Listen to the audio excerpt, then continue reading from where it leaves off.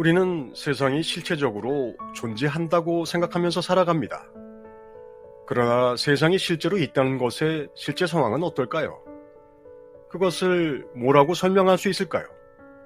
실제로 있다는 것은 도대체 뭘까요?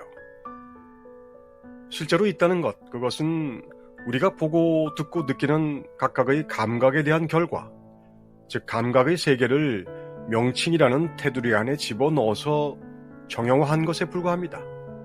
불교가 상이라고 부르는 것입니다. 직접적으로 있는 것은 개개의 감각뿐입니다. 감각이란 그것이 이론적이든 체험적이든 마음이 자신의 내부에서 자신에게 어떤 모습을 부여하고 그것을 본 것에 불과합니다.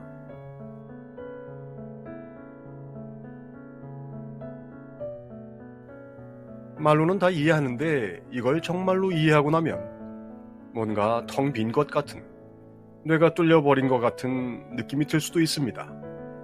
세상이란 것이 결국 이거라고? 실제로 존재한다는 것이? 그렇습니다. 감각의 맞은편에 실체가 있는 것이 아닙니다.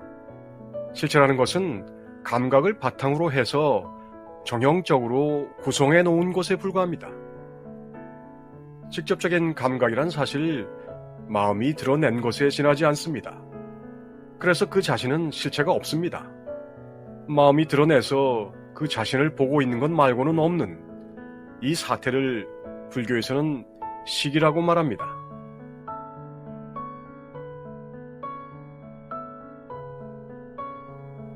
결국 세상은 마음이 드러난 것, 심소현일 뿐이고 식일 뿐이기 때문에 그런 심상의 세계를 헛개비와 같이 실체가 없는 것이라고 합니다. 그런데 헛개비의 비유는 바로 우리들의 인식 구조가 그렇기 때문에 그런 것이죠.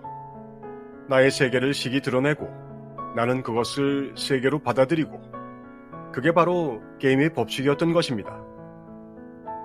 불교의 유식론은 세계 최고의 심리학이기도 하고 인간의 표면 의식의 내고로부터 하나님과 부처의 의식의 깊은 층위까지를 총망라하면서 매우 치밀하고 정확하게 게임의 법칙을 알려줍니다.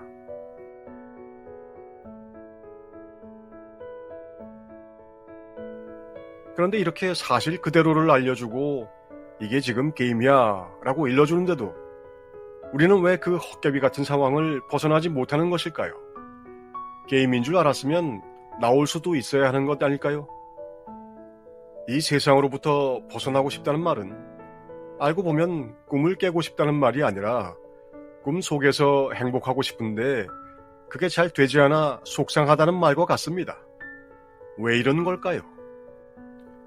게임의 마력 중에는 특별한 것이 있습니다. 에고, 나라고 하는 매우 특별하고 중요한 존재이죠.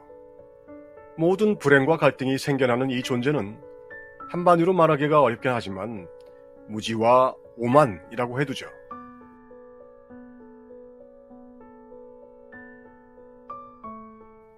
에고를 중심으로 이 게임에는 포기하기에는 너무 많은 것들이 걸려 있습니다. 말로는 다 갈아엎을 수 있지만 현실적으로 그것은 너무나 엄연한 실체입니다. 절대 게임이 아닙니다.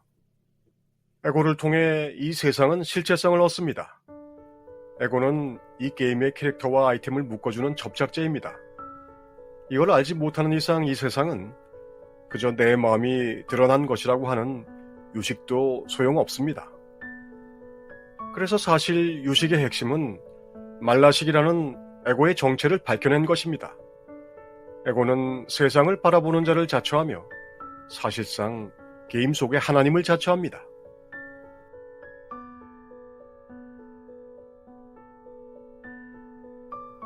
문제는 이런 상황을 자기 스스로는 모른다는 겁니다. 그래서 가르침을 받아들여야 하고 그 가르침을 계속 적용해서 빠져나오려는 노력을 해야 하는 것이죠.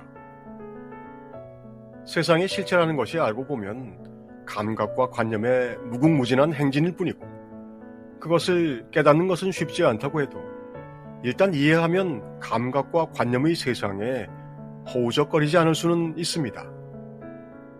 그리고 신중하게 관찰해보면 무궁무진한 감각과 관념의 행진, 그 열병식을 사열하는 총사령관은 다름 아닌 내 마음입니다.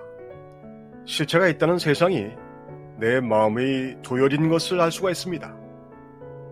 이것을 차근차근 재해석해보면 실체가 있다고 믿던 것들이 실체가 아닌 것을 이해할 수 있습니다. 그 이해를 차근차근 넓혀 나가다 보면 그것이 차지하는 공간이 어느 정도 넓어졌을 때 벽이 무너집니다.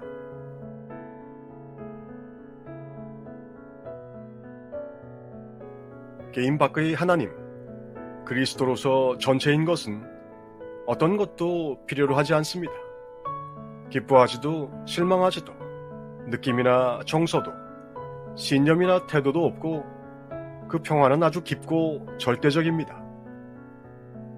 이렇게 완전히 벗어나서야 그것이 내 마음뿐이었음을 확연히 알 수 있습니다. 마음이라는 게임 안에서는 그것이 내 마음일 뿐임을 알 수 없는 것이 바로 내가 설계한 게임의 원리였습니다. 벽을 무너뜨리기 위해서는 벽에 충격을 가해야 합니다. 자심소현, 세상이 내 마음의 드러남일 뿐이라는 말은 내 생각의 틀을 무너뜨리는 해머가 될 때만 맞는 말입니다.